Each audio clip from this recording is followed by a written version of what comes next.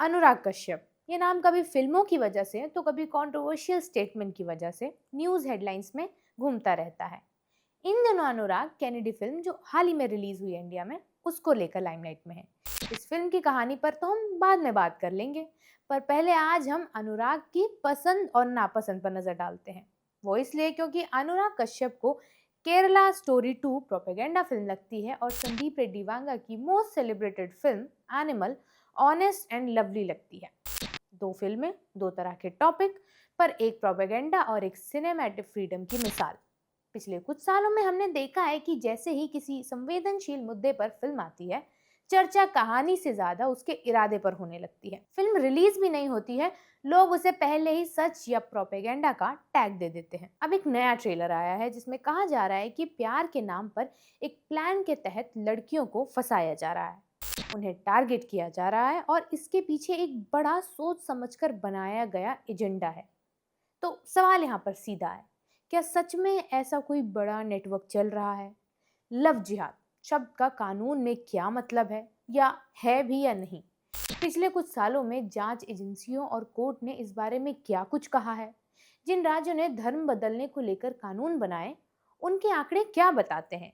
जो लोग इस फिल्म का समर्थन कर रहे हैं, वो किन बातों के आधार पर इसे जरूरी बता रहे हैं, और जो इसका विरोध कर रहे हैं, वो किन तथ्यों पर सवाल उठा रहे हैं? इस सवाल को समझना बहुत जरूरी है, खासकर युवाओं के लिए। अगर मामला सच में सुरक्षा से जुड़ा हुआ है तो जानना जरूरी है, और अगर मामला डर या राजनीति से जुड़ा है तो उसे पहचानना उससे भी ज्यादा जरूरी है।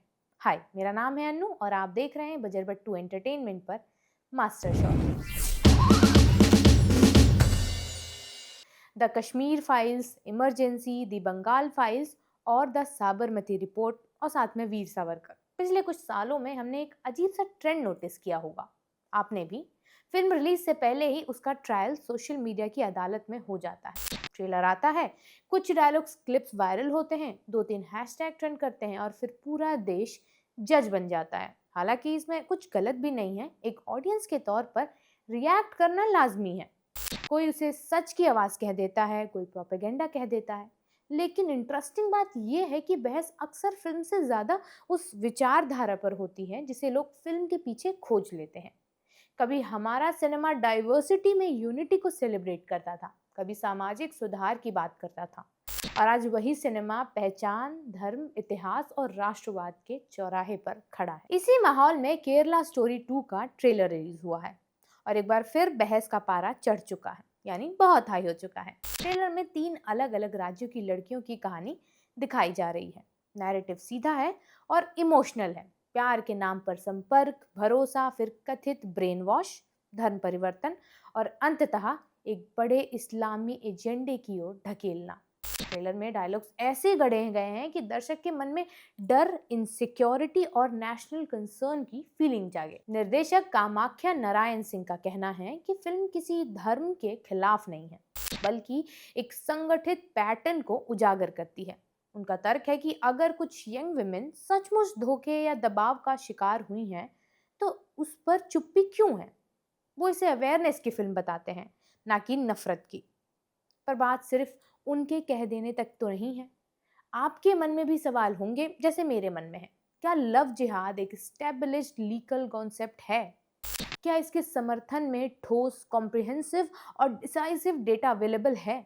देखिए, इसकी जानकारी रखना बहुत ज़रूरी है, क्योंकि आए दिन इस शब्द का इस्तेमाल न्यूज़ हेडलाइंस में होता रहता है।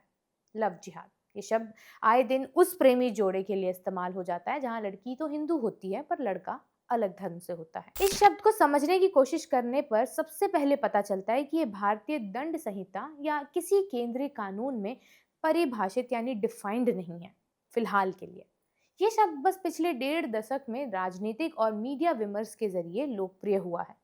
2009 में केरल में कुछ मामलों की जांच के दौरान ये शब्द पहली बार बड़े पैमाने पर सुर्खियों में आया था। उस समय राज्य पुलिस की जांच में संगठित स्टेट वाइड या नेशन वाइड कॉन्स्पिरेसी का निर्णायक प्रमाण नहीं मिला था। बाद के सालों में राष्ट्रीय जांच एजेंसी यानी एनआईए ने कुछ धर्म परिवर्तन और कट्टरपंथी नेटवर्क से जुड़े मामलों की जांच भी की। कुछ मामलों में देखा गया कि कुछ लोग कट्टर सोच वाले संगठनों से जुड़े थे, लेकिन किसी बड़े प्लान बनाकर चलाए जा रहे लव जिहाद मिशन का साफ और पक्का सबूत नहीं मिला था। दूसरी ओर उत्तर प्रदेश, मध्य प्रदेश, उत्तराखंड और कुछ अन्य राज्यों ने एंटी कन्वर्जन कानून लागू किए। इन कानूनों के तहत यदि कोई व्यक्ति कथित रूप से धोखे, दबाव या विवाह यानी शादी के जरिए धर्म परिवर्तन करता है तो उसे अपराध माना जा सकता है। इन कानून के तहत कई एफआईआर भी दर्ज मिली, लेकिन दोष सिद्धि के आंकड़े अभी भी सीमित हैं और कई मामलों में अदालतों ने सबूतों की कमी का हवाला भी दिया है। अब यहाँ ये समझिए कि इसका मतलब ये नहीं हुआ कि सभी शिकायतें झूठी हैं, बल्कि ये बताता है कि हर आरोप कानूनी कसौटी पर खरा नहीं उतरता। प्यू रिसर्च सेंटर की 2021 की रिपोर्ट के अनुसार भारत में इंटरफेथ विवाह यानी इंटरफेथ मैरिज कुल शादियों का लगभग 2 से 3% है। यानी सच ये है कि अलग अलग धर्मों के बीच विवाह भारत में बहुत कम होते हैं। ऐसे में सवाल ये है कि क्या ये सच में कोई बड़ा सामाजिक ट्रेंड है या फिर कुछ अलग अलग घटनाओं को बढ़ा चढ़ाकर पेश किया जा रहा है। हालांकि ये भी उतना ही सच है कि डिजिटल एरा में ऑनलाइन ग्रूमिंग, फेक पहचान और रिलेशनशिप फ्रॉड के मामले काफ़ी बढ़ गए हैं।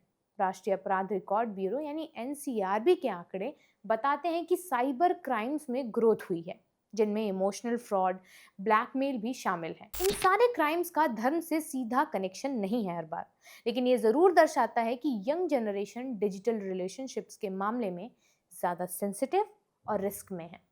ऐसे में अगर कोई फिल्म यूथ को सतर्क रहने का संदेश देती है तो उसका एक पॉजिटिव साइड भी तो है, लेकिन वही फिल्म अगर एक पूरी कम्युनिटी को शक की नज़र से देखने के बीज बो दे तो सामाजिक ताने बाने पर असर पड़ सकता है।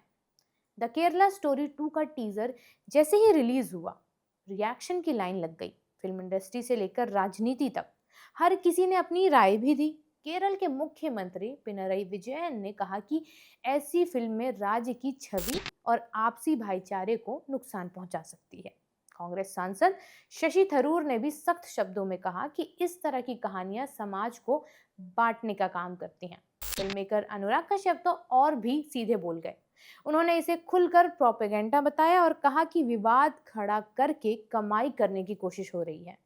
अभिनेता प्रकाश राज ने भी फिल्म पर सवाल उठाए और कहा कि इस तरह का कंटेंट लोगों के बीच गलतफहमी यानी मिसअंडरस्टैंडिंग बढ़ाता है।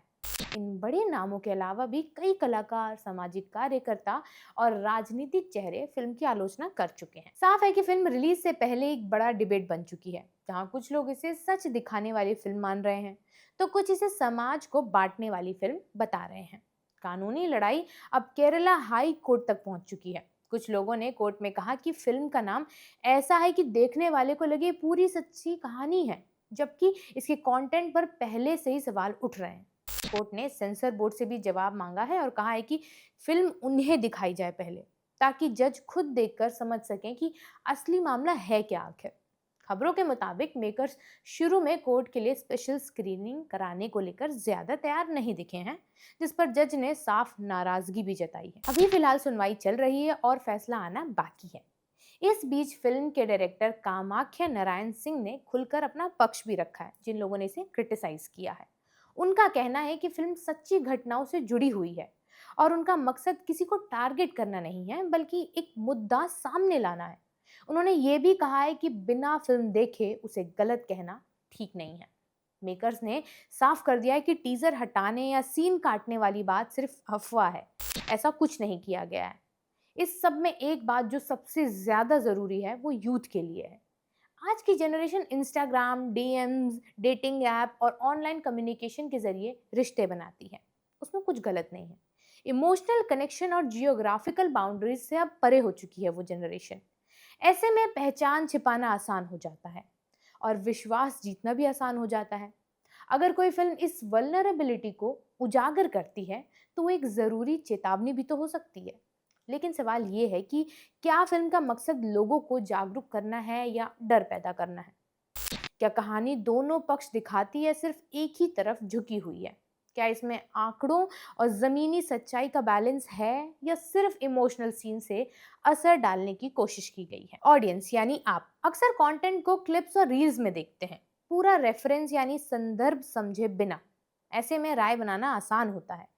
फिल्में भी कई बार कॉम्प्लेक्स सोशल इश्यूज को दो रंगों यानी काला और सफेद में दिखाती हैं। रियलिटी अक्सर ग्रे होती है। हर इंटरफेथ रिश्ता षड्यंत्र नहीं होता है और हर आलोचना राष्ट्र विरोधी नहीं होती है। समाज में जबरन धर्म परिवर्तन या कट्टरपंथी ब्रेन वॉशिंग अगर कहीं हो रही है तो वो गंभीर अपराध तो है ही, और उस पर कार्रवाई भी जरूरी है। लेकिन पर्सनल लव रिलेशनशिप्स को कलेक्टिव कॉन्स्पिरेसी में बदल देना भी खतरनाक हो सकता है। केरला स्टोरी 2 जैसी फिल्मों की जरूरत पर भी बहस बहुत जरूरी होनी चाहिए।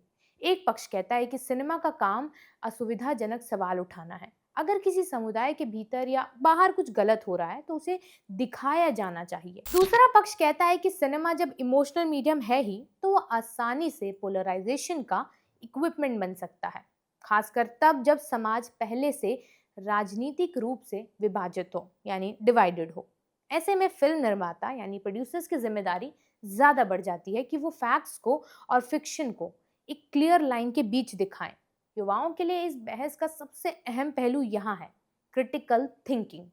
फिल्म देखना गलत नहीं है, फिल्म से अफेक्टेड होना भी स्वाभाविक है, लेकिन किसी भी फिल्म को फाइनल ट्रुथ मान लेना इंटेलेक्चुअल लेजीनेस हो जाती है। हमें ये समझना होगा कि सिनेमा कहानी कहता है, अदालत फैसला सुनाता है।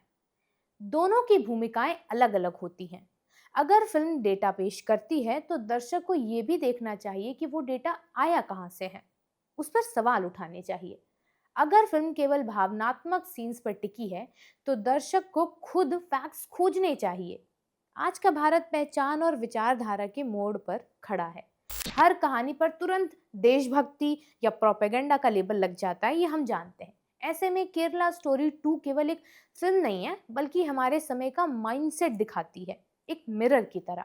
ये दिखाती है कि हम कितने सेंसिटिव हैं, कितने इनसिक्योर हैं और कितने डिवाइडेड हैं। यूथ के लिए असली चैलेंज यही है कि वो ना तो आंख मूंद कर तालियां बजाएं, ना ही बिना देखे नारे लगाएं।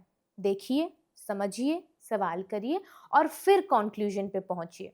आखिर में ये बस केवल लव जिहाद का मामला नहीं है, ये जरूर याद रखिएगा। ये बहस इस बात की है कि क्या हम कॉम्प्लेक्स सोशल इश्यूज को बैलेंस्ड व्यू से देख सकते हैं या नहीं देख सकते, या आप और हम बस लव स्टोरीज और एक्शन ड्रामा ही देख सकते हैं। क्या हम डेटा और ड्रामा के फर्क को पहचानते हैं? क्या हम पर्सनल फ्रीडम और कलेक्टिव सिक्योरिटी के बीच बैलेंसिंग एक्ट कर सकते हैं?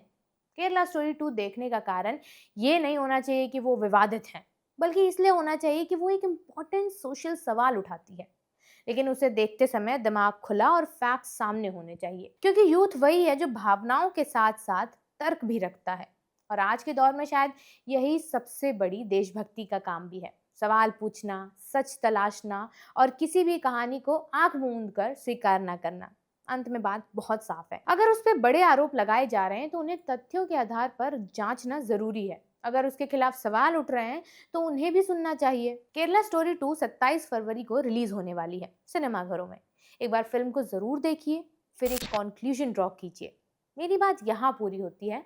मैं उम्मीद कर रही हूँ कि आपको लव जिहाद का मतलब, प्रोपेगेंडा का मतलब समझ आया होगा और थोड़ी सी लाइन क्लियर हुई होगी।